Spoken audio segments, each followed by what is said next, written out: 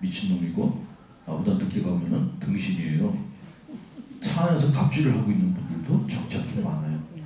본인이 등신이라는 걸 모르는 거죠. 저도 이제 그런 면이 좀 있는데 패키지로 여행을 가면 모르는 사람들끼리 만나잖아요. 근데 어떤 때는 이렇게 남자들끼리는 여자분들끼리는 이렇게 모르는 사람끼리도 금방 친해집니다. 여자들은 화장실만 한번 같이 갔다 와도 친구가 돼서 나온다 그래요. 화장품도 나눠 쓰고 금방 이렇게 친화력이 대단한데 사실 그 친화력이 방어기제거든요. 전현이 날 갖다 해코지 못하게 하려면 내가 먼저 친해져야 된다는 그런 목적 때문에 화장품도 나눠주고 뭐도 나눠주고 해서 공격을 못하게 하는 그 방어기제예요. 근데 남자들은 그런 면에서 서툴러요. 남자들은 일단 낯선 사람을 만나면은 으르렁거려요. 적개심을 품어요.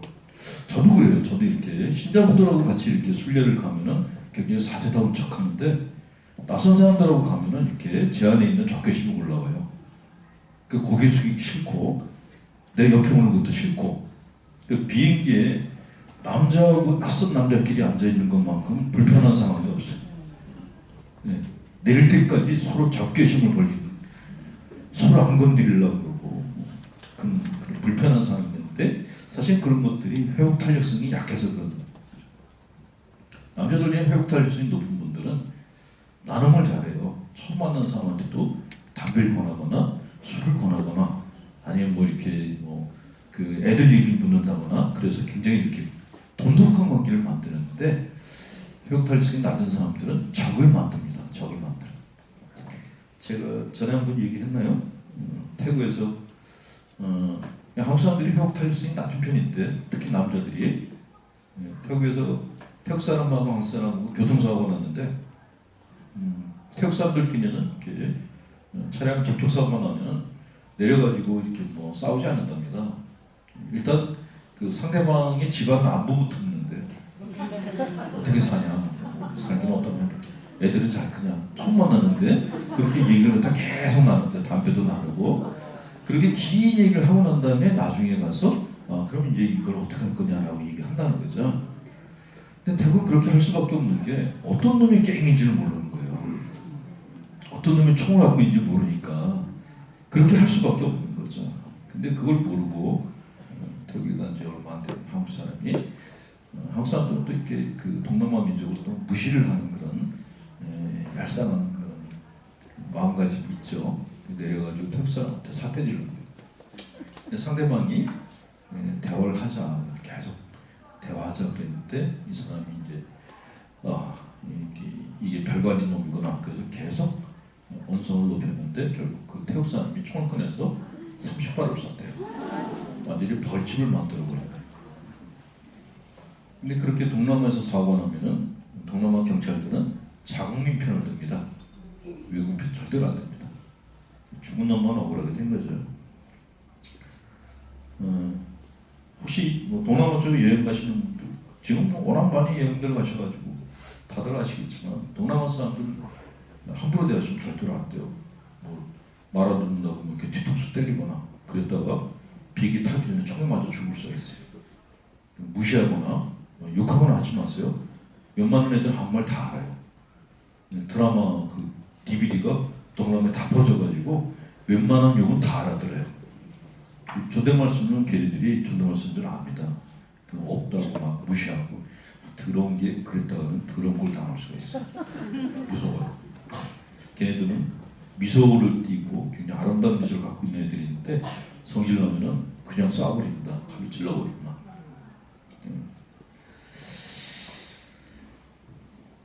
자, 회복 탄력성이 높은 아이들은 감정 기복이 적은 편이고 자신의 욕구를 어느 정도 조절할 수 있고 참을성이 있다. 낮은 사람들은 사소한 일을 과대 해석하고 병적인 질투심, 분노, 적개심이 주요 정서다라고 얘기를 하죠. 탄력성이 높은 사람들은 새로운 상황에 대해서 관심과 호기심을 보이고 적응을 잘한다고 합니다. 12절에서 강조하는 것 중 하나가 사람이 갖고 있는 적응력에 대해서 굉장히 많이 강조합니다. 이 사람이 어떤 상황에 들어가서 그 상황을 갖다가 바로 이렇게 사무소에서 주도권을 갖는가, 그 상황 속에 얼마나 잘 몰입을 하는가, 이런 적응력이 그 사람의 멘탈의 힘을 가늠하는 척도다라고 그렇게 얘기를 해요. 근데 탄력성이 높은 사람들은 언제 어디를 보내도 잘 자고 잘 먹고 잘 지내요. 탄력성이 낮은 사람들은 어디가 있어도 불편해요. 여기는 이래서 불편하고 저긴 저래서 불편하고, 사람을 만나도 얘는 이래서 싫고 쟤는 저래서 싫고, 똑같은 여행을 다니는데 한 사람은 이것도 맛있고 저것도 맛있는데 한 사람은 계속 음식 타박을 하는 거예요. 같은 여행이고 같은 돈을 내고 왔는데. 그래서 되게 회복 탄력성이 낮은 사람들 갖다가 이제 아까 말씀드린 것처럼 진상들이라고 이렇게 저희가 부르고 있는데, 사실 그런 분이 오시게 되면은 다른 사람들 굉장히 피곤하게 만들어요. 또 그런 분들이 되게 공주끼들이 있어요. 또 나만을 위한 그 이벤트를 열어주길 굉장히 많이 바라고, 그러세요. 그래서 제가 가이드들한테 절대 내 방 번호를 알려주지 말라고, 나는 정제를 지켜야 된다고 이렇게. 자, 회복 탄력성을 키우는 방법에 대해서 설명드릴게요.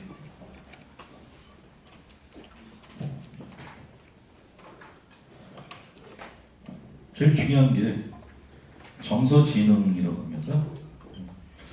자기 조절 능력이라고 하는데, 자기 조절을 한다는 게 뭐 그렇게 어려울까 생각할지 모르는데 쉽지 않아요. 정말 쉽지 않습니다. 사람의 마음 안에 무의식이 있다고 그랬죠. 이 무의식 안에 충동적인 그런 에너지들이 굉장히 많이 있습니다. 이것들이 올라올 때 얘들 갖다 이렇게 통제한다는 게 쉬운 일이 절대로 아니에요. 집안에서 애가 하나인 것도 통제가 쉽지 않은데 여러 명의 애들이 한꺼번에 떠들어대면 부모님들이 어쩔 줄 몰라죠. 그런 현상과 비슷한 현상이 우리 안에서도 발생해요. 특히 사람이 이렇게 피곤하고 지쳤을 때 내 안에 있는 그 수많은, 정말 이렇게 그 진흙탕 같은 곳에서 수많은 욕구들이 막 솟구쳐 나올 때가 있어요. 근데 그거를 조절을 하면은 이제 사람이 반듯하다 그러고, 조절을 못하면 저거 싼것이다 그렇게 얘기를 하는 거죠. 근데 그런 부정적인, 또 이렇게 굉장히 디스트럭티브한 그런 파괴적인 그런 에너지들은 누구나 다 가지고 있다는 거죠. 누구나 다. 단지 그거를 얼마나 통제하느냐에 달렸다는 거죠. 보통 우리가 예의를 지킨다고 얘기를 하는데, 그 예의라는 게 내 안에서 올라오는 그 에너지를 갖다가 얼마나 많이 차단시키는가, 절제를 하는가, 이거를 예의라고 하는 거죠. 그 불교에서 팔정도라는 걸 얘기하죠. 8가지 바르게 사는 법을 얘기하잖아요. 바르게 걷고 뭐 바르게 보고, 그 팔정도가 바로 내가 바른 자세를 갖고 있으면서 내 안에서 올라온 것들을 갖다 통제하고자 하는 그 통제 수단이라고 이렇게 해석할 수도 있습니다. 자, 흔히 견디기 어려운 역경을 이겨내고 큰 업적을 이룬 사람들을 회복 탄력성이 높다고 평가한다. 나치처에서 용기를 잃지 않았던 안네 프랭크, 가난과 신체적 학대를 듣고 턱푸시의 여왕으로 성공한 오프라 윈프리, 대표적인 경우라 그러죠. 저는 개인적으로 현대에 와서 회복 탄력성이 높은 사람들을 한번 얘기해보라고 하면은 아웅산 수치 여사를 좀 들고 싶어요. 오랫동안 그 미얀마 군부 치하에서 살았던 그 여인인데 지금 70이 넘었죠. 자기 스스로 연금을 선택을 한 거예요. 집에 들어가서 연금 생활을 하다가 감수를 하면서 버텨봤어요. 대단한 여인이에요. 그 아마 정부 쪽에서 그 아웅산 수치 여사에게 그 보이지 않는 하루 종일 감시했겠죠.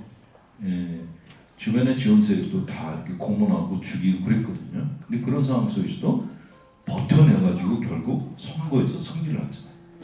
정말 대단합니다. 그런 분들을 회복 탄력성이 높다라고 그렇게 얘기를 하는 거죠. 만약에 그분이 우울증 환자였다면 벌써 이렇게 영국으로 도망갔을 거예요. 어떤 면에서는 정말 독하다 그런 느낌이 들 정도인데,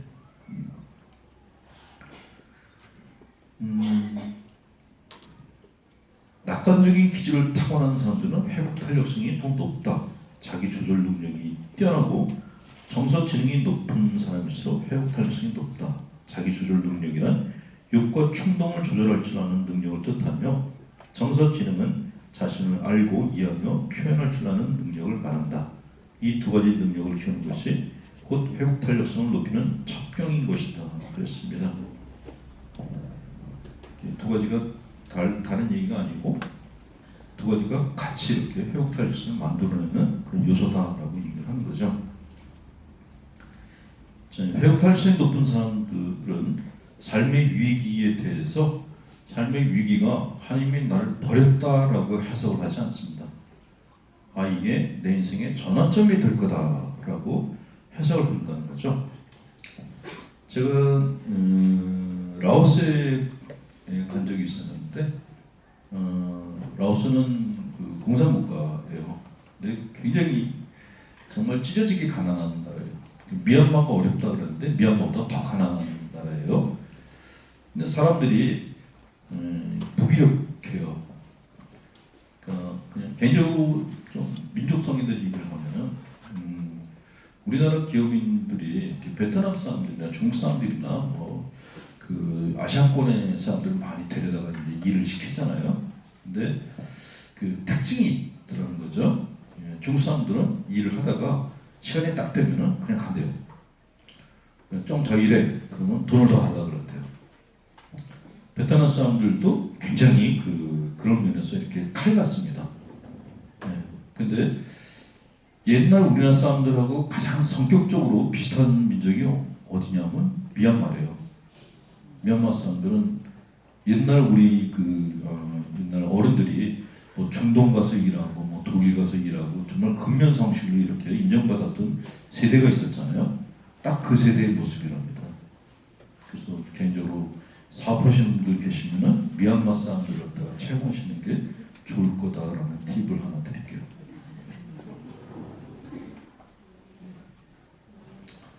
네. 어쨌건 라오스에서 라오스 사람들이 이렇게 무기력하게 살고 있는데 공산국가인데 거기는 공산당원이 아니면은 공산당이 아니면은 나라가 유지가 될 수 없을 정도로 그렇게 취약하다고 합니다. 근데 그렇게 가난한 나라에서 한국 사람 한 분이 사업을 해서 성공한 분이 계세요. 그분 얘기를 들으면서 이분이 참 회복 탄력성이 굉장히 높은 분이구나 하는 생각이 들었어요. 이분이 라오스에 들어가가지고 건물을 하나, 호텔을 하나 세웠어요. 저도 이제 차 타고 지나가면서 봤는데 그냥 논바닥에 호텔 하나가 그냥 서 있는 거예요. 주변에 그냥 논이에요. 저게 어떻게 될까? 그랬는데 제 생각과 마찬가지로 이분이 호텔을 세우고 바로 망하셨대요. 아무도 투숙을 안 하는 거예요. 그래서 이분이 이제 호텔 이제 안 되겠구나 그래서 사업을 접으려고 그랬는데 그때 라오스 젊은이가 찾아와가지고 사장님 내가 그 호텔의 1층에서 결혼집을 하고 싶다고 청했답니다. 그래서 이분이 그래 그러면 저렴하게 빌려줬대요. 근데 그게 입소문이 나가지고 라오스의 거의 모든 청년들이 거기를 경험하는 건데요. 호텔 1층 결혼식장을 쓰려고 그분이 그래서 다시 갑부가 됐어요. 근데 이분이 당신이 이렇게 무너질 때까지 내려갔다가 다시 재기를 했잖아요. 근데 그때 깨달은 게 많으셨다고 합니다. 그래서 당신이 번 돈의 거의 대부분을 다시 라오스의 복지 기금으로 내놓고 있대요.